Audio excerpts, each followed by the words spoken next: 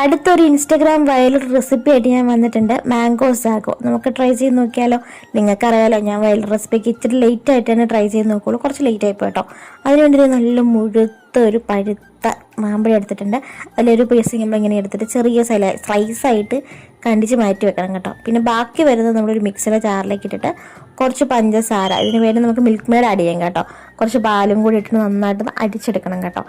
എന്നിട്ട് വേറൊരു പാത്രത്തിലേക്ക് നമ്മൾ ഈ സ്ലൈസ് ചെയ്ത് വെച്ച മാങ്ങ കഷ്ണങ്ങളൊക്കെ ഇട്ട് കൊടുക്കുക. അരച്ച് വെച്ച നമ്മുടെ സംഭവം ഉണ്ടല്ലോ, മാങ്ങ ഉണ്ടല്ലോ, അതും കൂടി ചേർത്ത് കൊടുക്കുക. എന്നിട്ട് ഇത് ചവ്വരിയാണ് കേട്ടോ. ഇത് നമ്മൾ വേവിച്ചിട്ട് ഒന്ന് തണുത്ത വെള്ളത്തിൽ കഴുകിയെടുക്കുക.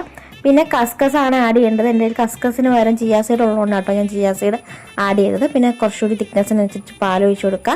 ഈ സമയത്ത് നിങ്ങൾക്ക് വേണമെങ്കിൽ ഇനിയും കണ്ടൻസ് മിൽക്കോ അല്ലെങ്കിൽ ഷുഗറോ ചേർത്ത് കൊടുക്കാം കേട്ടോ.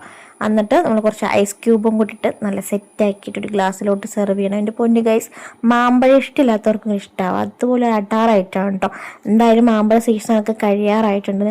അപ്പം എല്ലാവരും ട്രൈ ചെയ്ത് നോക്കണം. നല്ല അടിപൊളി ആയിട്ടാണ് കേട്ടോ.